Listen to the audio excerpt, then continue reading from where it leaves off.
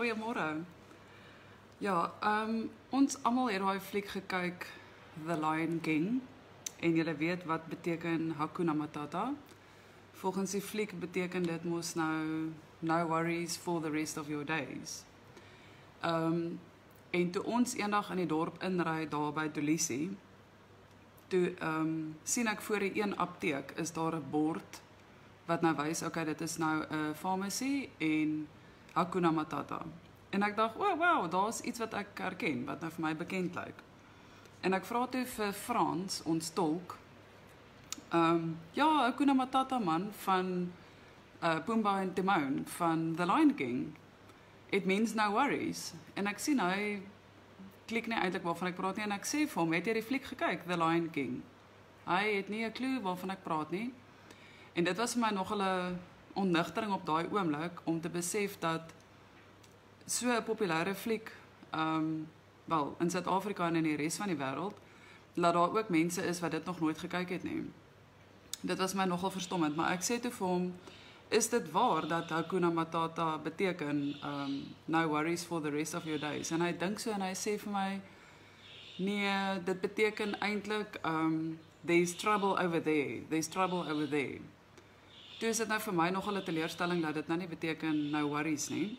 En ek sê toe vir hom, maar is Hakuna Matata dalk deel van hulle inheemse taal? Toe sê hy vir my, nee, dit is Swahili. Nou, ek het altyd gedink Swahili is net in die ooste van Afrika, soos in Tanzanië en Kenia. En ek weet nie hoeveel dit feature in 'n plek soos die Kongo, wat nou reg wes van Afrika is nie. Maar in elk geval, hy het geweet dit is Swahili en min of meer die betekenis, dat there's trouble over there. En hy gebruik toe nogal vir my die voorbeeld wat hy sê, like when you are in Congo, you say in the DRC, the trouble is over there. Ek dacht toe nie, okay, het maak sin. En die aand toe ons het daar vertel by die pub, waar almal by mekaar kom, toe sê een van die ander boere nogal, ja, en die mense van die DRC sê, no, the trouble is over there in Brazzaville. So hulle gaan mekaar oor en weer beskuldig daarvan dat die trouble in hulle lande is. So toe ons nou die keer nou hierdie slag toe nou in die dorp was met die Hakuna Matata storie, toe het ons onder andere gegaan om olie te gaan koop vir die trekkers of die bulldozer. En olie is mos nou iets wat ontwerp is om soos 'n tegnologie of om te werk vir engines. Dit is 'n iets spesifieks, nee, 'n olie. Nou verduidelik Wynand vir my, okay, jy moet nou daai olie koop, nee. En hy sê hy ook nogal vir my, onthou nou, enige olie is nie die regte olie nie, dit moet nou daai spesifieke een wees. En ek sê toe, hoorie, ek kan nie die taal praat nie, ek weet nie wat se olie dit is nie, hoe gaan ek nou weet? Nee, ek kan nou verduidelik ons vir die tolk, hy weet, alright. En die dag toe ry ek, en ek dink dit was Lia, wat saam gery het, ja, toe ry ons twee nou saam met die tolk dorp toe. En eers op pad dorp toe kry ons 'n likkewaan wat oor die pad stap, nee. En die likkewaan kom so van die linkerkant af en ons skrik nou en sê, wow, kyk, daar's 'n likkewaan. Ons het nou nie geweet ons gaan dit hier op die pad raakloop nie, want hier kom nou oor die pad gestap. En toe sê die tolk vir ons, as dit nou 'n Kongolese was wat die likkewaan teëgekom het, dan sou hulle hom nou as prins raak gery het, sodat hulle hom kan optel en saamvat huis toe, want dan het hulle aandete. En ja, behalwe daarvoor dat dit wreed is dit in elk geval disgusting om 'n likkewaan te eet, maar hulle eet dit, hulle lewe van die veld af, so hulle eet enige iets wat beweeg, slange, apies, ja, dit is weer eens ontstellend en grillerig. Kyk, as jy wil gewig verloor, dan gaan jy Kongo toe, want jou eetlus is permanent gespoil daar met al die grillerige goed wat om jou gebeur. En ons almal het vreeslik baie gewig verloor daar.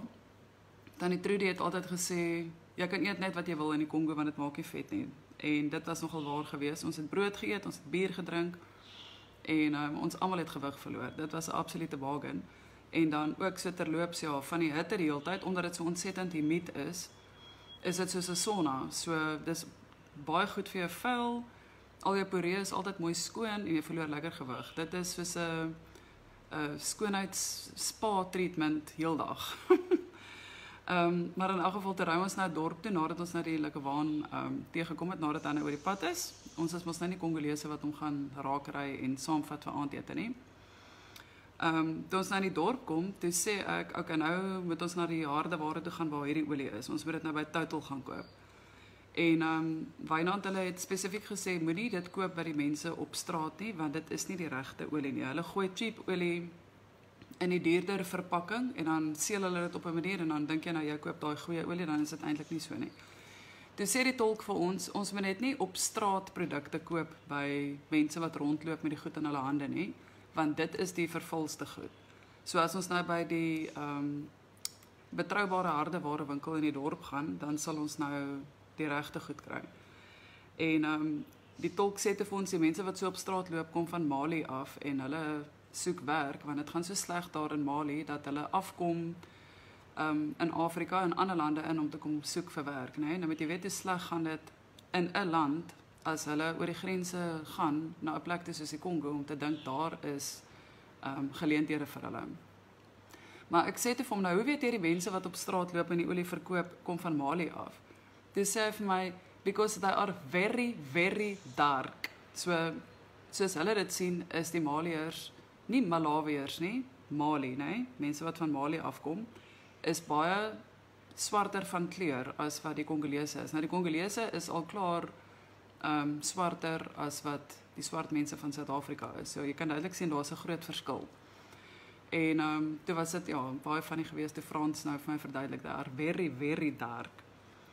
Maar soos gewoonlik wanneer ons dorp toe gaan, dan gaan ons nou mark toe ook om vars produkte te gaan koop. En die mark is 'n vertelling op sy eie, né? Dit is 'n groot gebou, soos 'n arkade amper. Dan het dit nou verskillende ingange, 3 of 4 ingange aan die kante. En as jy binnekom, dan sit 'n groot oppervlakte, amper soos 'n oop plan winkel. En dan staan daar tafels en permanent ingeboude sementblad, né, waarop hulle al hulle produkte en goeders pak. En aan die een kant waar jy ingaan is die bushmeat section. Daar het hulle nou al die goed wat hulle uit die wild uithaal, uit die woude uit. Enige iets waaraan jy kan dink. Ek voel nou sleg vir die mense wat sensitief is daaroor, maar dit is nou die feite. Daar is apies, krokodille, lekewane, slange, enige iets wat lewe is by die bushmeat section. En dit is eintlik officially onwettig in die Kongo dat hulle daai wild mag jag en verkoop om te eet. Daar's borde op voor die dorpe wat sê, jy weet, moenie die natuur uitroei nie, maar dit is eintlik maar net vir window dressing, nee, laat die borde daarop is, maar op die grond steur hulle nie aan daai reëls nie. So ek het nooit by die bushmeat section ingegaan nie. Dit het my net te veel afgesit en hulle wil ook nie hê met foto's neem nie, want hulle weet dit kan teen hulle gebruik word. So ek het dit nie self gesien nie, maar daar was vertel van die arme apies wat op 'n stok gespalk word en dan word hulle nou so gebraai en hulle eet dit. En rietrotte ook. Rotte wat so groot is as katte, letterlik. Ek het daai rietrotte gesien, lewendig is wat in die veld rondhardloop. En ook by die een hotel in Point Noir. Ek kon my oë nie glo nie. Ek dink dit is 'n kat en toe is dit 'n rot. So 'n massive lang ding. Hierdie skerm is nie wyd genoeg nie. So lank soos 'n kat hardloop daar op die muur verby. Dit is nogal 'n skok om sulke groot rotte te sien, maar in elk geval hulle het die rotte ook geëet. So dit is die bushmeat section en dan is daar 'n visafdeling ook wat deel uitmaak van die bushmeat. En natuurlik is daar duisende vleie, né? Die vleie kook saam om die kos en dan waai hulle dit net so weg en dan sny hulle verder en bedien dit vir die mense wat daar verby loop. Nie, daar is net een item, want hy is die enigste reject in daai batch. Maar toe het ek nogal vir Bea mooi pyjamas daar gekoop, so 'n pyjama rokkie. Sy het pyjamas nodig gehad met Disney characters op, né? Pragtig geweest. Sy was mal daaroor, maar jy kan sien dit is substandaard. En ek het op 'n stadium nogal vies gevoel daaroor dat die wêreld se substandaard goed in Afrika gedamp word. Want die vuurhoutjies byvoorbeeld waarmee ons die gasstoof gewerk het, van die humiditeit, dan raak die vuurhoutjie boksies pap En as jy nou die vuurhoutjie wil trek, laat hy kan vlam vat, dan vat hy nie, want die boksie het nou al so vog getrek, dat alles is te vogtig. So dit was nou nogal 'n kuns op die ouende om daai vuurhoutjie gelaaid te kry. Ja, jy moet 'n ruk in Afrika spandeer om dit reg te kry. Dit is 'n flippin' challenge. En ons het die baie vuurhoutjie boksies net weggegooi, want jy kan net die eerste paar gebruik, dan is die res van die pakkie useless. So dit ons nogal van mense gevra, bring net asseblief vir ons ordentlike lighters en Lion vuurhoutjies uit Suid-Afrika uit. En dit was vir ons so kosbaar as dit daar aankom, want dit werk. Dis goeie kwaliteit. Jy kan nie glo dat jy so in jou skik kan wees met 'n boksie vuurhoutjies nie, want dit voel vir jou, jy kan voel die kwaliteit daaraan. So ja, dit was maar so met die res van die produkte ook, ongelukkig. Maar dan nou natuurlik in die ander winkels waar die ander droë produkte van die res van die wêreld ingevoer is, of dan 'n medikasie, dit was van goeie gehalte gewees. So ons het nie daarmee probleme gehad nie. By die mark het ons aan die kant waar jy by die vrugte ingaan, dan koop ons papajas en pineappels, né? Pineappels is ananas en piesangs is banan en papaya is papaya. En dit was altyd, ek sê altyd, dit was so groot soos 'n rugbybal. Dan koop jy nou hierdie massive vrug. En ook interessant, die kleur van die vrug lyk glad nie soos wat ons in Suid-Afrika sou reken 'n ryp vrug moet lyk nie. Die pineappels was altyd so half groen. Dan dink jy, maar die ding lyk nie asof hy nou iets gaan proe nie. Maar as jy hom sny en jy eet hom, dit is die lekkerste soet pineappel wat jy in jou lewe geëet het. Jy kan nie glo wat se rol speel die feit dat dit in die trope groei ten opsigte van die smaak nie. Dit was amazing. En ja, so dan het ons nou ons pineappels en papaya daar gekoop. Piesangs het ons meer gekoop by die locals wat daar rondom die plaas in die veld besig was, né? Want hulle loop in die veld en gaan pluk hulle tros piesangs en stap hulle nou terug na waar hulle bly. En dan as jy nou by hulle verby ry, dan kan jy die piesangs by hulle koop. So dit het baie goed gewerk.